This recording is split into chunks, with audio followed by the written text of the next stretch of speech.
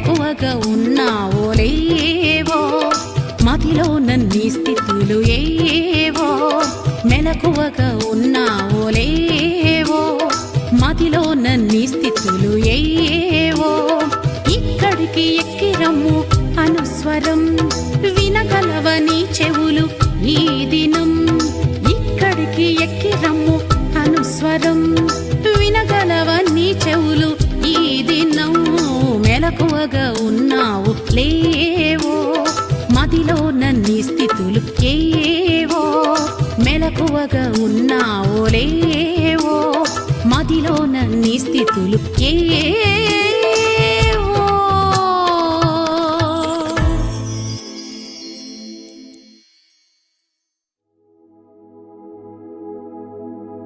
హల్లెలూయా. ప్రభువైన యేసుక్రీస్తు పేరిట క్రీస్తు రాకడకై సిద్ధపాటు సమయం ప్రేక్షకులకు శుభాభివందనములు. ఒక క్షణం కళ్ళు మూసుకొని ప్రార్థన చేసుకుందాం. తండ్రి నీకు మహిమ, తండ్రి నీకే ఘనత, నీకే ప్రభావములు. మీరు త్వరగా రాబోతున్నారు కనుక మేము త్వరగా సిద్ధపడ్డకు మా ఆత్మీయ జీవితాల్ని వాక్యమనే ఉదక స్నానము ద్వారా మచ్చ, కలంకం, డాగు, ముడత అట్టిది మరి ఏదీ లేని కేవల మహిమగల పెండ్లి కుమార్తెగా సిద్ధపరచుటకు రబ్బూనీగా దిగివచ్చి మాతో ముచ్చటించుమని యేసుక్రీస్తు శ్రేష్టమైన నామమున వేడుకొంచున్నాను తండ్రి, ఆమేన్. నేటి వాక్య ధ్యానం కొరకు పరిశుద్ధాత్ముడు నా హృదయం నుంచినటువంటి అంశం స్వర్గము నుండి స్వర్గానికి మానవ ప్రయాణం. హెబ్రీలకు రాసిన పత్రిక 11వ అధ్యాయం 15వ వచనంలో దేవుని యొక్క వాక్యం ఇలాగ సెలవిస్తుంది. వారు ఏ దేశం నుండి వచ్చిరో ఆ దేశమును జ్ఞాపకమందు ఉంచుకున్న ఎడల మరలా వెలుటకు వారికి వీలు కలిగి ఉండును అని వ్రాయబడినది. వారు అనగా మన పితరులు అబ్రహాము, ఇస్సాకు, యాకోబు మొదలగు పితరులు. వారు ఏ దేశం నుండి వచ్చారో ఆ దేశమును జ్ఞాపకం ఉంచుకున్నారు అని వ్రాయబడి ఉంది. ప్రియ చెల్లి, తమ్ముడు, అక్క, అన్నయ్య, ఆ విషయం మనదాకా వస్తే మనమేం ఆలోచించాలి అనగా, అసలు మనం ఏ దేశం నుండి వచ్చామనుకుంటున్నారు? మనందరము స్వర్గం నుండి వచ్చాం. మనం పుట్టినప్పుడు కల్లా కపటం లేనివారుగా ఉంటాం. అందరం అంతే. కుల మత భేదాలు, ఏ దేశ భేదాలు, భాషా భేదాలు, స్త్రీ పురుష భేదాలు కూడా లేవు. పుట్టిన ప్రతి వ్యక్తి కల్లా కపటం లేని వ్యక్తిగా ఉంటారు. ఆ లక్షణం పరిశుద్ధుడైన దేవుని లక్షణం. అనగా మనము దేవుని యొద్ద నుండి వచ్చాం. దేవుడు ఎక్కడుంటారు? స్వర్గంలో ఉంటారు. అందుకే స్వర్గము నుండి మనం వచ్చాం అని మనం ఫైనలైజ్ చేయొచ్చు. స్వర్గం నుండి వచ్చిన మనము తిరిగి స్వర్గానికి వెళ్ళాలి. 90వ కీర్తనలో భక్తుడు రాస్తారు, మోషే గారు తన ప్రార్థనలు, నరులారా మీరు తిరిగి రండి అని ఆయన పిలుస్తారు అని. ఒకరోజు మనము ఆయన పిలుపు విని వెళ్ళబోతున్నాం. అయితే ఈరోజు ఆయన పిలుపు వినడానికి ముందు ఆయన ఒకవేళ త్వరగా వచ్చి ప్రకటన గ్రంథం 4వ అధ్యాయం 1వ వచనం ప్రకారం ఇక్కడికి ఎక్కి రమ్ము అనే ఆ స్వరం వినిపిస్తే మనము ఈ శరీరముతోనే ఈ శరీరాన్ని కొరింథీయులకు రాసిన మొదటి పత్రిక 15వ అధ్యాయంలో దేవుని యొక్క వాక్యం సెలవిచ్చినట్టు రెప్పపాటులో మార్పు పొంది అక్షయ దేహాన్ని పొందుకుంటాం. ఆ అక్షయ దేహాన్ని పొందుకున్న మనం మేఘాల మీద ఆకాశ మండలానికి కొనిపోబడతాం. అయితే అప్పుడు మనము స్వర్గం నుండి వచ్చిన మనము తిరిగి స్వర్గానికి వెళ్ళటానికి అవకాశం కలుగుతుంది. దేవునితో యుగాయుగాలు జీవించే అదృష్టం మన సొంతమవుతుంది. అయితే ఈ విషయాన్ని మరికొంత వివరణగా తెలియాలంటే అసలు మానవ జాతి ఎక్కడ ప్రారంభమైంది? ఏదేను తోటలు. ఆది కాండములో 1వ అధ్యాయంలో దేవుడు 5 రోజులు సృష్టి చేసి 6వ దినాన మానవుని సృష్టించి, అలాగే ఆ మానవుని ప్రక్కటెముక నుండి అవ్వను సృష్టించి ఆ ఆది దంపతులను ఏదేను తోటలో పెట్టి మంచి చెడ్డలను తెలివినిచ్చే ఆ పండు మాత్రం తినవద్దు, మిగతావన్నీ తినవచ్చని ఆజ్ఞాపించారు. ఆ పండు దినమున మీరు నిశ్చయంగా చేస్తారు అని ఆయన సెలవిచ్చారు. అయితే సర్పము యుక్తిగలదై ఉండెనని దేవుని యొక్క వాక్యం ఆది కాండం 3వ అధ్యాయంలో వ్రాయబడింది. యుక్తిగల సర్పములో నుండి సైతాను అవ్వతో మాట్లాడడం ప్రారంభించింది. ఇది నిజమా? ఈ పండు తినొద్దన్నాడా?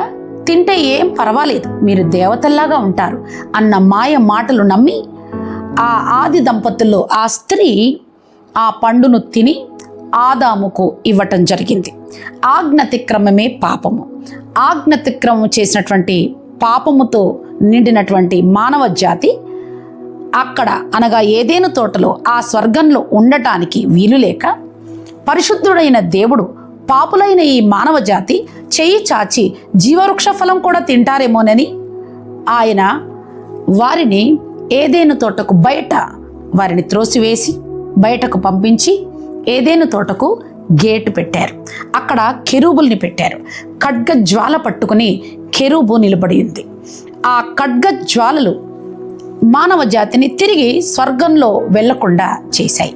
జకరియా గ్రంథం 9వ అధ్యాయంలో వ్రాయబడిన వాక్యం ప్రకారం, ఖడ్గమా నా కాపరి మీద పడుము, ఖడ్గమా నా కాపరి మీద పడుము అని వ్రాయబడిన ప్రవచనం ప్రకారం ప్రభు అయిన యేసుక్రీస్తు 2026 సంవత్సరాల క్రితం ఈ లోకానికి వచ్చి మానవ జాతి పాపము కొరకు ప్రాయశ్చిత్తార్థ బలిగా మన పాపాన్ని ఆయన మీద వేసుకొని ఆ ఖడ్గాన్ని తాను అనుభవించి తన శరీరం అనే తెర ద్వారా ఆ పరలోకానికి ఆయన 3వ దినమున తిరిగి లేచి ఆ స్వర్గానికి ప్రవేశించారు.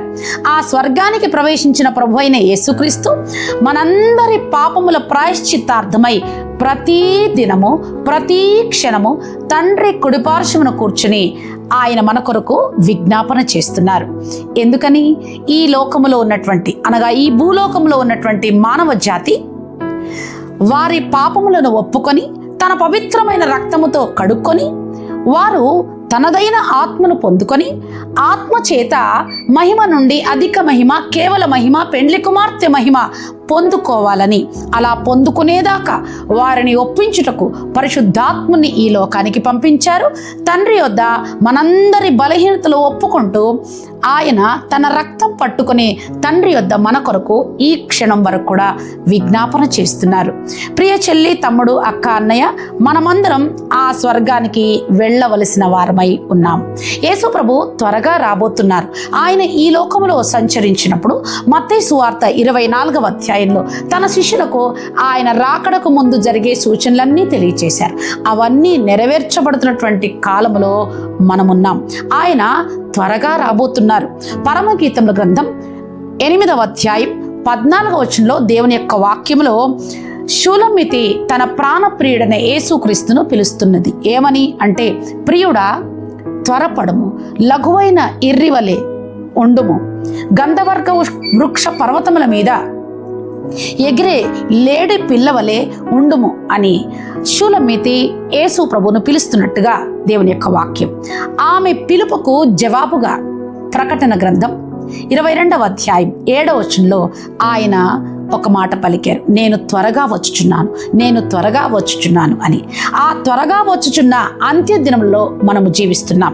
మనం వెళ్ళాల్సింది స్వర్గం. ఆయన వచ్చి తీసుకెళ్తానని యోహాను సువార్త 14వ అధ్యాయంలో తన శిష్యులకు తెలియజేశారు.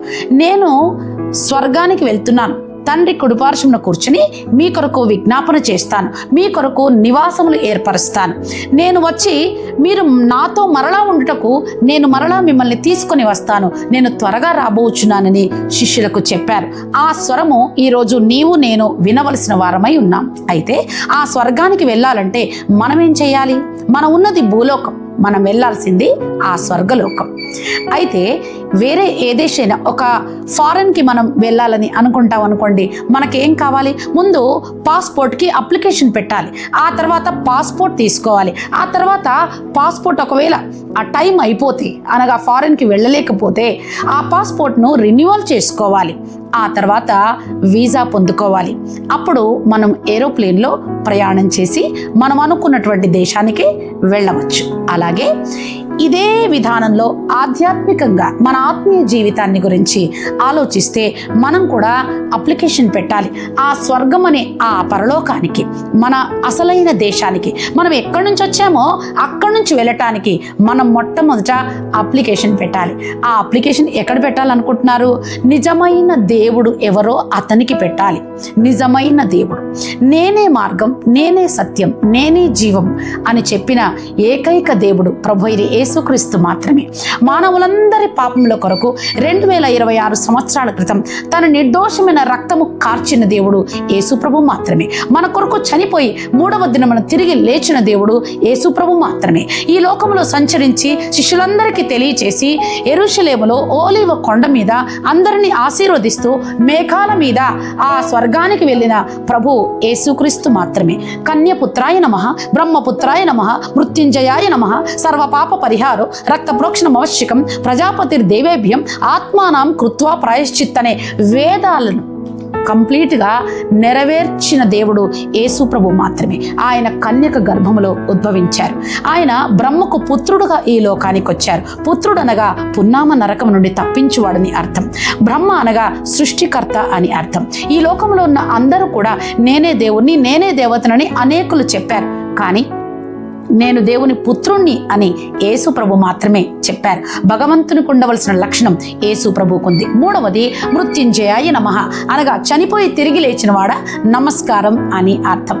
మన ప్రభు అయిన యేసుక్రీస్తు మాత్రమే ఈ లోకంలో చనిపోయి 3వ దినమున మృత్యుంజయుడే తిరిగి లేచాడు. అలాగే సర్వపాప పరిహారం రక్త ప్రోక్షణం అవశ్యకం అన్న ఆ వేదములో ఉన్న దేవుని యొక్క లక్షణాన్ని నెరవేరుస్తూ ఆయన సర్వపాపములు తీసివేయుట కొరకు లోక పాపమును మోసుకొని పోయే దేవుని గొర్రె పిల్లగా ఈ లోకానికి వచ్చారు. ఈ లోకంలో పుట్టిన ప్రతి మనిషి కాళ్లతో చేతులతో చేసిన పాపం కొరకు ఆయన కాళ్లల్లో చేతుల్లో మేకలు భరించారు. మనము తలంపులతో ఆలోచనలతో చేసిన పాపం కొరకు ఆయన తల మీద ముళ్ళ కిరీటం భరించారు. మనము చూపులతో చేసిన పాపం కొరకు ఆయన కన్నులకు గంతలు అనుభవించారు. మనము నాలుకతో చేసిన పాపం కొరకు ఆయన నాలుకకు చేదు చిరక భరించారు. మనమందరము ఆకాశం నుంచి ఊడిపడ్డ వాళ్ళం ఎవరము లేదు. మనందరము తల్లిదండ్రులకు పుట్టాం.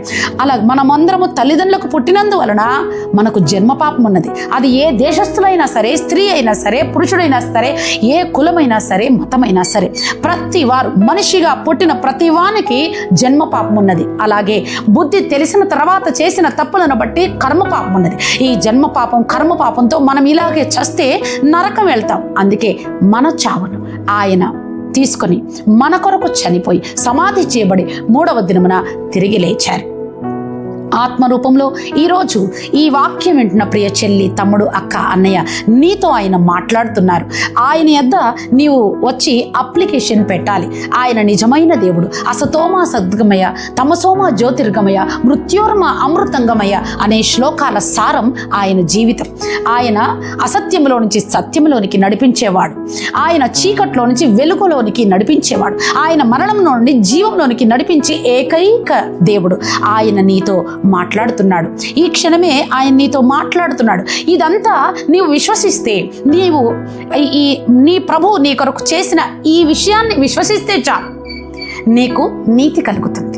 అది ఒప్పుకొని బాప్తిస్మం తీసుకుంటే నీకు రక్షణ కలుగుతుంది. అప్పుడు నీకు నరకానికి వెళ్ళాల్సినటువంటి అవసరం లేదు.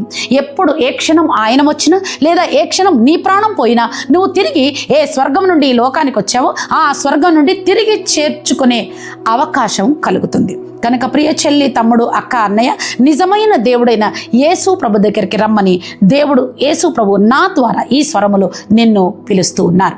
అయితే చాలామంది అనుకుంటారు, అందరూ దేవుళ్ళండి, మేము అందరినీ నమ్ముతాము, అన్ని మతాలు బోధించేవి నీతే కదా, ధర్మమే కదా, న్యాయమే కదా అని అంటారు. మంచిదే, అది అనుకోవడం చాలా మంచిది. కానీ ఒక ట్రాఫిక్ లో మనం నిల్చున్నాం అనుకోండి, 4 కూడల మధ్య మనం నిలబడ్డప్పుడు ఒకవైపు వెళ్తే, ఉదాహరణకి వరంగల్ వెళ్తుంది అనుకోండి, ఆ రోడ్డు, ఈ వైపు రోడ్డు నిజామాబాద్కి వెళ్తుంది అనుకోండి, ఈ రోడ్డు ఆదిలాబాద్కి వెళ్తుంది అనుకోండి, ఆ రోజు ఇంకొక రోడ్డు బొంబాయికి వెళ్తుంది అనుకోండి. అన్ని రోడ్లు ఈక్వల్గానే కనిపిస్తున్నాయి. కానీ ఏదైనా రోడ్డే, అటు వెళ్ళొచ్చు, తూర్పు, పడమర, ఉత్తర, దక్షిణ ఎటువైపు అయినా వెళ్ళవచ్చు. కానీ వెళితే అటువైపు వెళ్తే వరంగల్ వస్తుంది, ఇటువైపు వెళ్తే నిజామాబాద్ వస్తుంది, అటువైపు వెళ్తే బాంబే వస్తుంది. అంటే గమ్యం వేరుగా వస్తుంది. ఆలోచించండి. ఏదైనా మతమే కదా, ఏదైనా మార్గమే కదా, ఏ బుక్ అయినా ధర్మమే కదా చెప్తుంది అని నువ్వు అనుకోవచ్చు. కానీ దాని గమ్యాలు వేరుగా ఉంటాయి. కనుక ప్రియ చెల్లి, తమ్ముడు, అక్క, అన్నయ్య, రక్త ప్రోక్షణ లేకుండా పాప క్షమాపణ జరగదు. రక్త ప్రోక్షణ చేసిన ఏకైక దేవుడు ప్రభు అయిన యేసుక్రీస్తు మాత్రమే.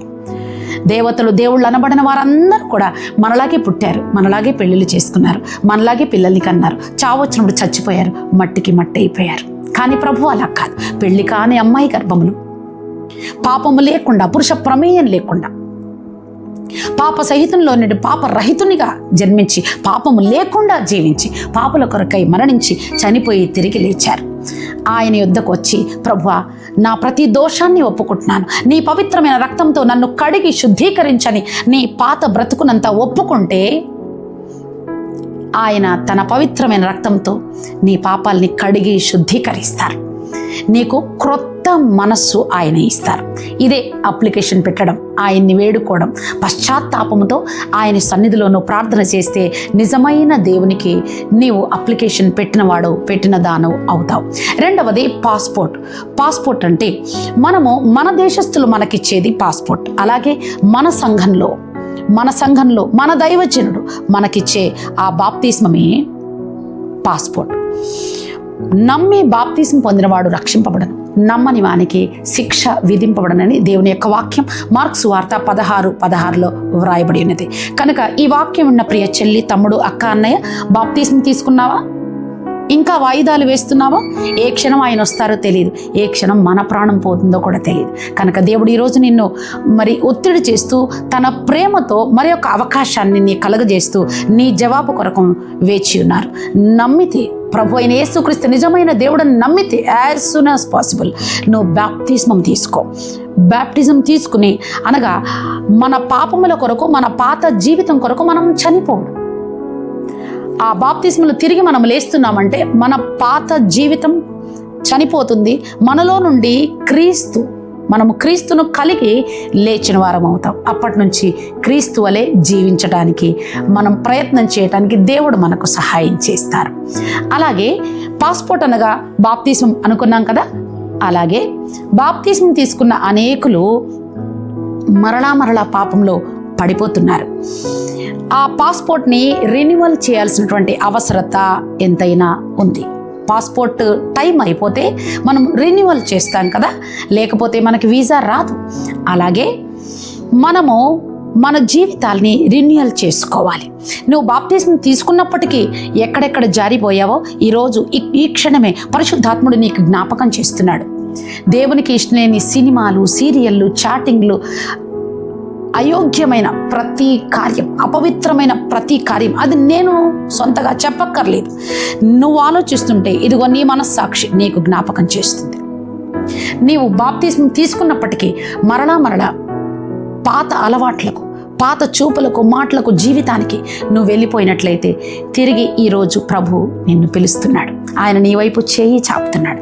ప్రియ చెల్లి, తమ్ముడు, అక్క, అన్నయ్య, నువ్వు హృదయం తెరిచి, నువ్వు కళ్ళు మూసుకొని పశ్చాత్తాపడుతూ 51వ కీర్తన చదివి, తండ్రి, నీ రక్షణానందం నాకు మరలా కలగచేయి, హిస్సోపుతో నన్ను కడుగు, హిమము కంటే తెల్లగా చేయి, నీ రక్షణానందం నాకు మరలా కలగచేయి, నా అంతరంగంలో స్థిరమైన మనస్సు నాకు కలగచేయి, ఒక శుద్ధ హృదయం నాకు క్రియేట్ చేయి తండ్రి.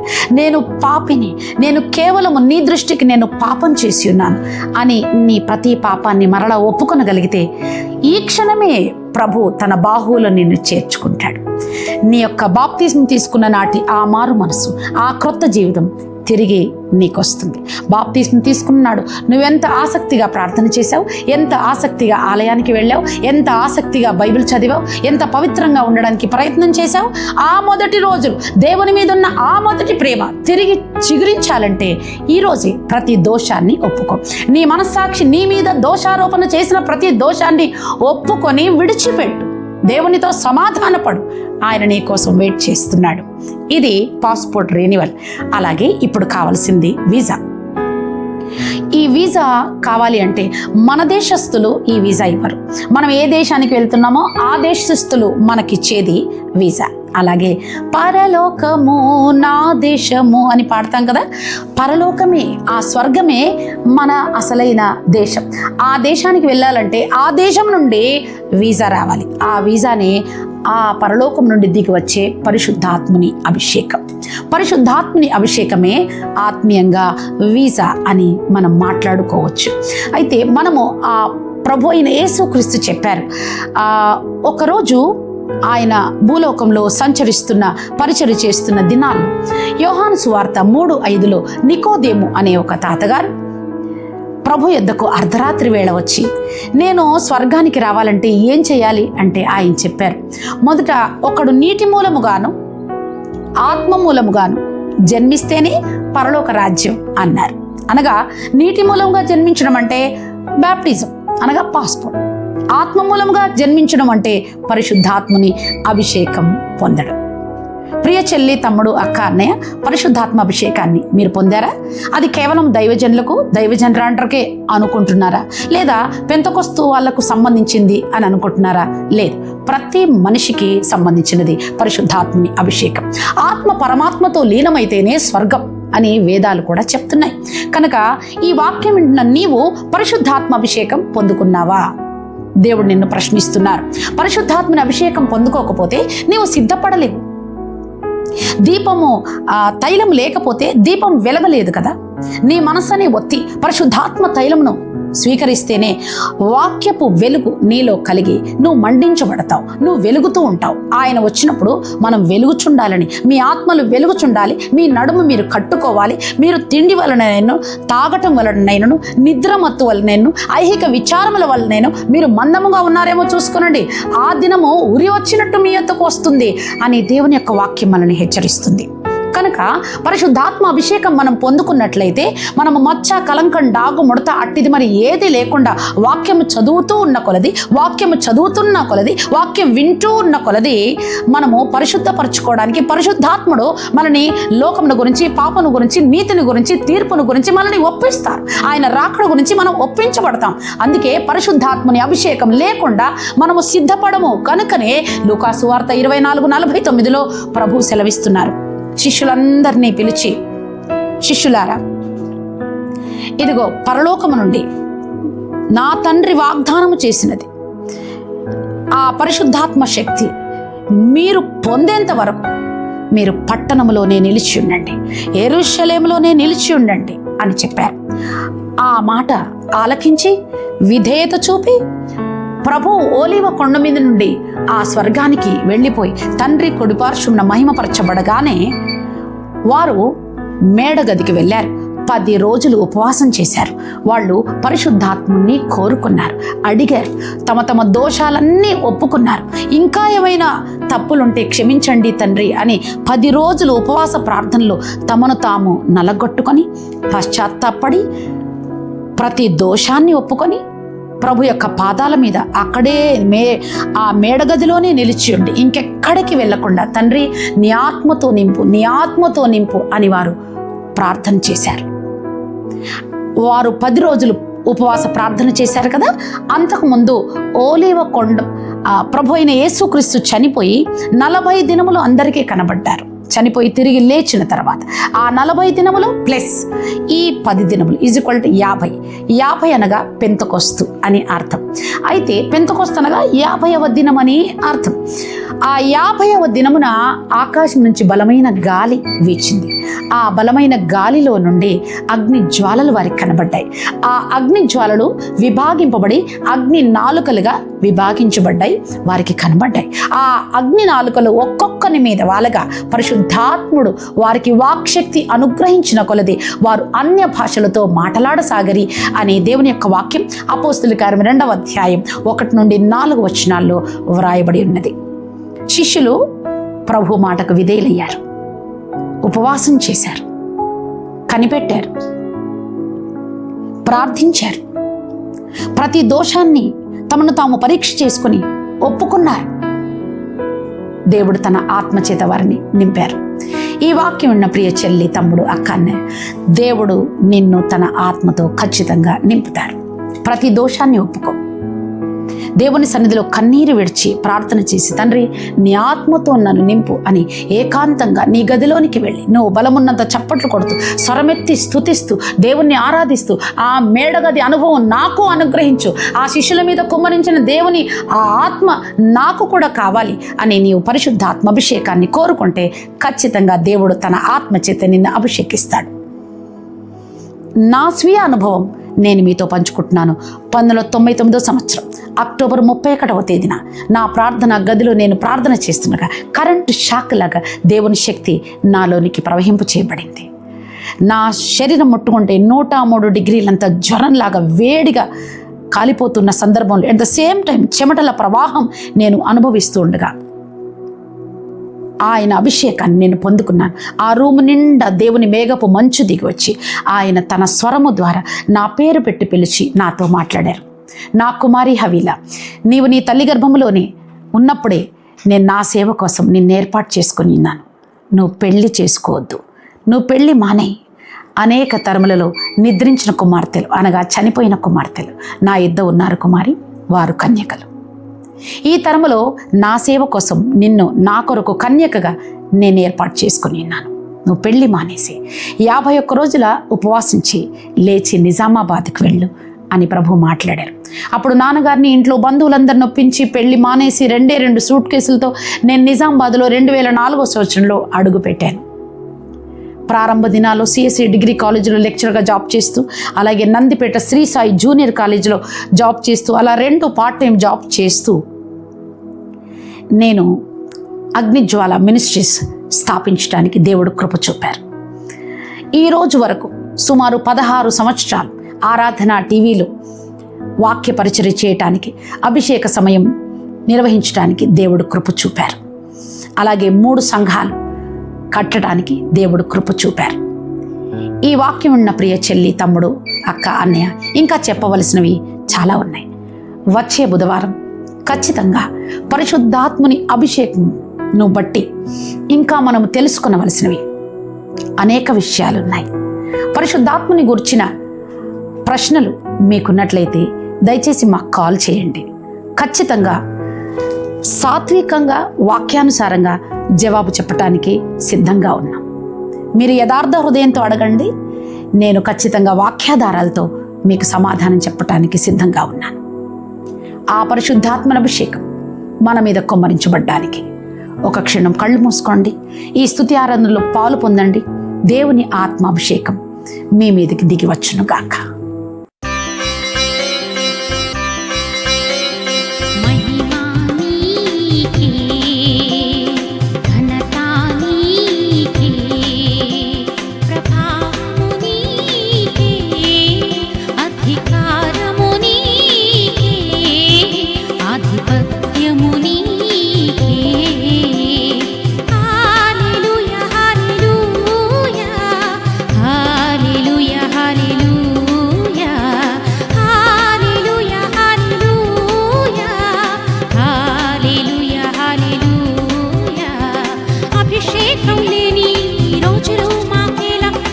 అభిషేకం లేని ఏ రోజైనా మాకేలా, అభిషేకం లేని రోజులు మాకేలా, నీ అభిషేకం లేని ఏ రోజైనా మాకేలా. ఆకాశం తెరువు, అగ్నిని పంపు, అభిషేకించు. ఆకాశం తెరువు, అగ్నిని పంపు, అభిషేకించు. ఆకాశం తెరువు, అగ్నిని పంపు, అభిషేకించు. ఆకాశం తెరువు, అగ్నిని పంపు, అభిషేకించు. అభిషేకం లేని రోజులు మాకేలా, నీ అభిషేకం లేని ఏ రోజైనా మాకేలా. అగ్ని జ్వాలగా మండించు, ఆత్మల పంటను పండించు. అగ్ని జ్వాలగా మండించు, ఆత్మల పంటను పండించు. నీకై మము వెలిగించు, నీకై మము వెలిగించు. రాజా రాజా రాజా మహిమా తేజ, రాజా రాజా రాజా మహిమా తేజ, రాజా రాజా రాజా మహిమా తేజ, రాజా రాజా రాజా మహిమా తేజ. తండ్రి తండ్రి నీకే మహిమ, కుమారా కుమారా నీకే మహిమ, ఆత్మ శుద్ధాత్మ నీకే మహిమ. తండ్రి తండ్రి నీకే మహిమ, కుమారా కుమారా నీకే మహిమ, ఆత్మ శుద్ధాత్మ నీకే మహిమ.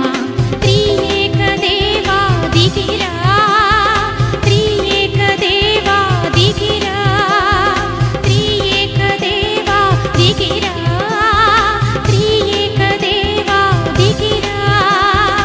అగ్నితో కాల్చు, తైలంతో నింపు, అభిషేకించు.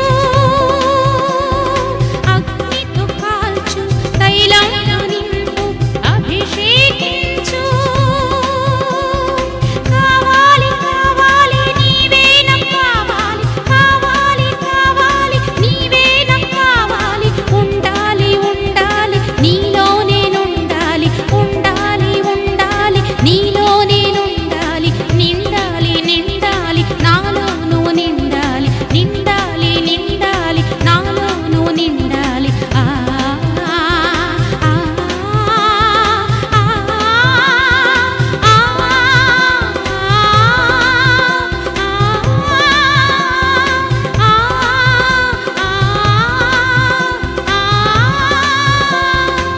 మండుచున్న రాళ్ల మధ్య మహిమలో నివాసమున్న మహిమా స్వరూప రావా, ఈ మహిలో మా మొర వినరావా.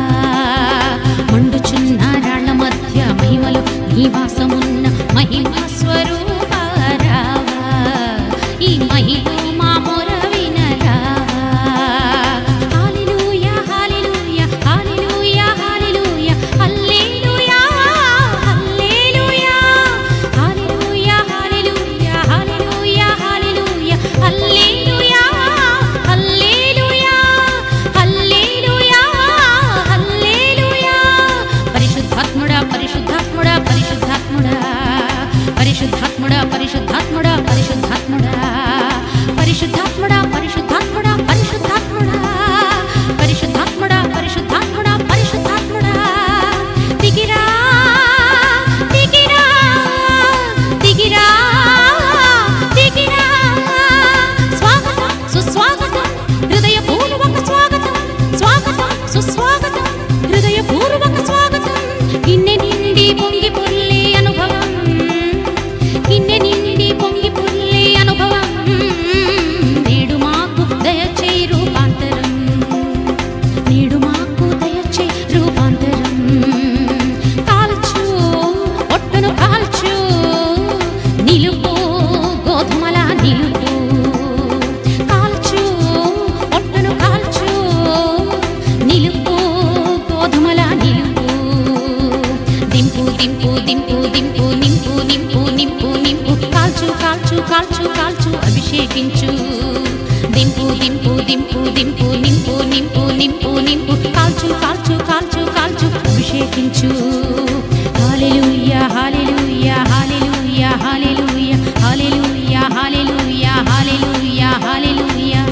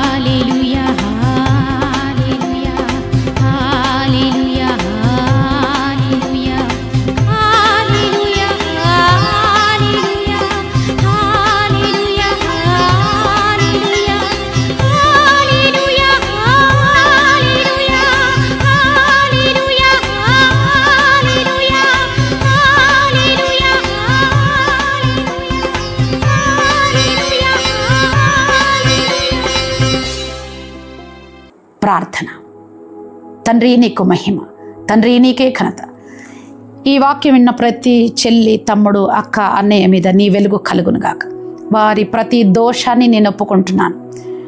వారి చూపు, మాట, ప్రవర్తన, ఆలోచన, ప్రతి అలవాటు ఈరోజే ఈ క్షణమే నీ నిర్దోషమైన రక్తము చేత వారు పశ్చాత్తాపడి అడుగుతున్నా కొలది కడగండి, శుద్ధీకరించండి, పవిత్రపరచండి. నూతన హృదయాన్ని వారికి అనుగ్రహించండి. నీ పరిశుద్ధాత్మ అగ్ని చేత వారి ప్రతి దోషాన్ని కాల్చండి. వారిని బూడిదగా, వారి మనస్సాక్షిని బూడిదగా మార్చి, వారి శరీర క్రియలను, వారి పాపములను బూడిదగా మార్చి, ఆ బూడిదకు నీ ప్రభావాన్ని కలగచేయండి.